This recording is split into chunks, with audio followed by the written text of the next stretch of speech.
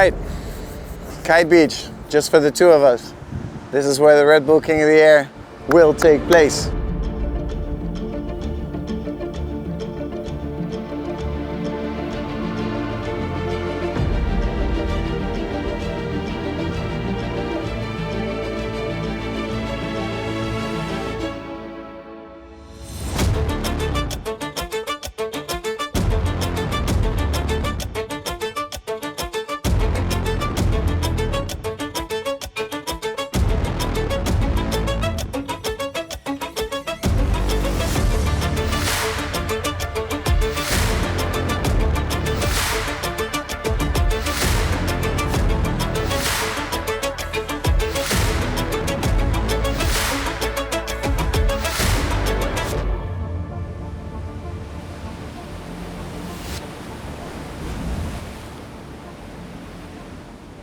Once you know you're into Red Bull King of the Air, you want to go to Cape Town pretty much as soon as you can, because riding here is definitely different to most of the spots in the world.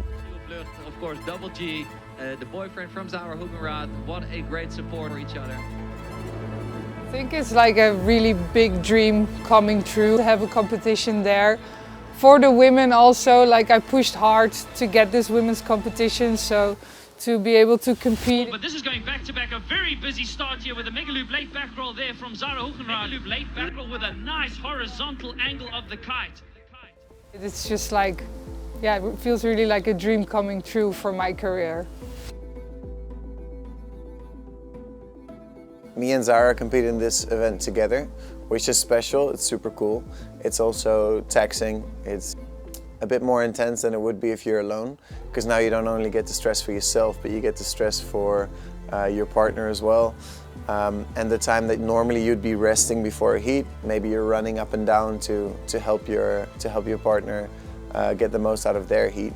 But I think I can speak for both of us if I say it's incredibly rewarding to be able to help each other. Yeah, what we have is really special. I don't think anybody can relate to what we have, like being boyfriend and girlfriend, competing at the highest level. So I think what makes it really special is that we both know each other so well. We know exactly which tricks we can do, in which conditions. He can tell me to do a certain trick without me even thinking I can do it, but because in that moment he says I have to do it, I will do it anyway, and I trust him 100%. I feel like sometimes he knows me better than I know myself.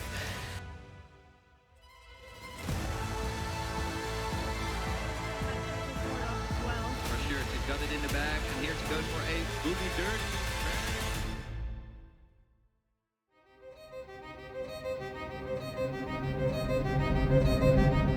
So for me, round one was up against Stijn Mul and Shahar Tabari, who was my teammate in core. It was a very close and intense heat.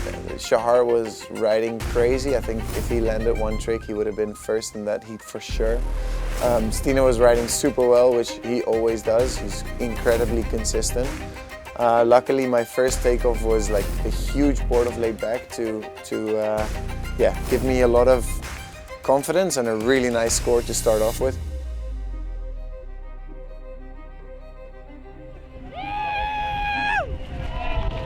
All right, so I came off the water after the first heat of the first round. Won my heat, finally. First time in King of the Air, I win my first heat.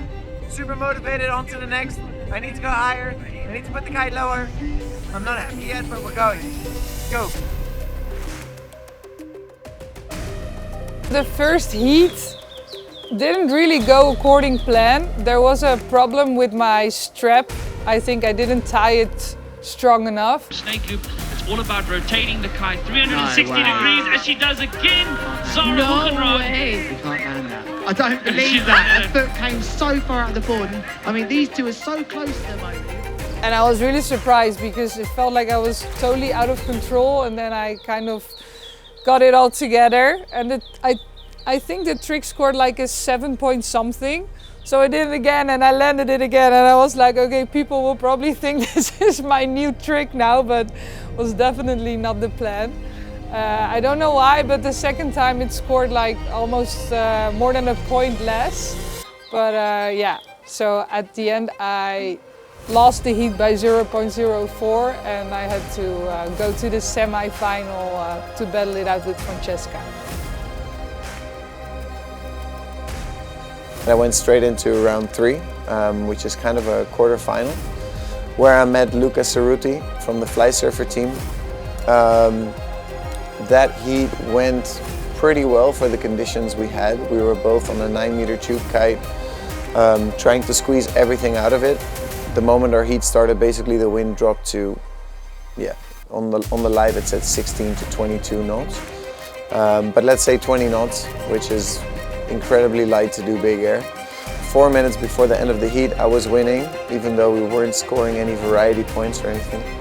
And then Luca made the change to go to a foil kite, which is the first time anyone's ever launched a foil kite in competition. Is he on the foil, Ruben? Is he on the foil? I saw him out there when Yes, he has. He is. This is a first, ladies and gentlemen, the first time a foil kite is out and up and riding at the King of the Air. Let's see what Luca Cerruti can do with this, as straight on his first tack out, he hits out.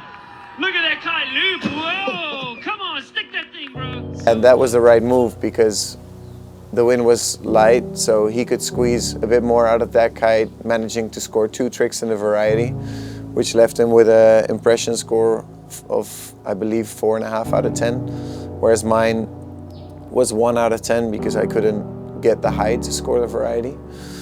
In my opinion, we shouldn't have run a competition of big air in 20 knots.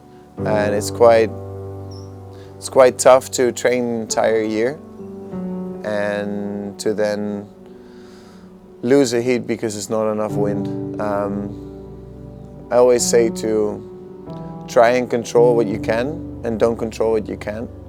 But still, it's quite a bitter pill to swallow. I always like to learn something from when you lose. I think if you learn nothing from losing, it's not the right way because you lose way more often than you win. But this time, it's quite difficult to say that I learned something because it was just not windy enough and the heat shouldn't have run in that wind.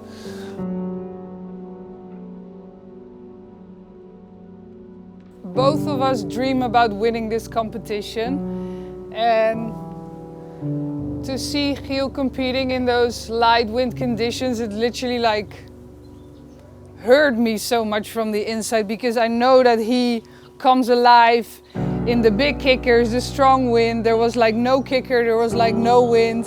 And then I was actually sure they were going to cancel that heat because it was so light, it was not big air anymore. I don't know how he pulled off those tricks in those conditions still. And to see him coming out of the water, so devastated that he lost the heat, but totally out of his control. It really broke me so much.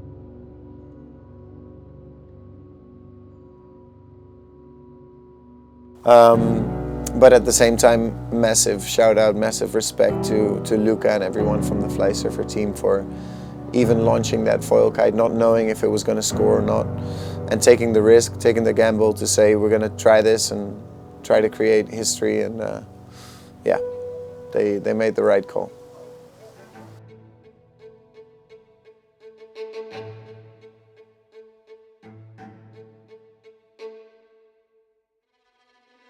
Yeah, and the final was special because I already knew I was going to share the podium with Natalie, and she's one of my best friends in the tour. I think everything went pretty well. I was happy with my performance. Just I was crashing my boogie contra a couple of times because I didn't put the kite in the right position. Didn't really get the height I was hoping for in this competition. My goal was really to do a really high laid back, preferably at 20 meters with the kite very low, but yeah, the conditions didn't allow me to go that high, unfortunately. At the end, I became second. I think for the conditions I had, I was really happy with the way I performed. Natalie became first. She landed 10 out of 10 tricks. Well, I remember the moment that the final was over and we had to wait for the impression score to come in order to know who was going to be first, second or third. And the moment he told me that I was second, I immediately asked him who is first. And he said Natalie, so I dropped all of my stuff. I ran straight to her. Here we go. And I just was looking into her eyes and I could see the feeling that I felt when I became world champion. So I can really relate with how rewarded it feels for her to win the biggest competition in kitesurfing, and just made me really emotional at that moment. And I just think she really deserves to feel like that, which made me really happy with my second place, because I felt like this was her moment to shine, her moment to finally get what she deserves, that she worked for all of those years.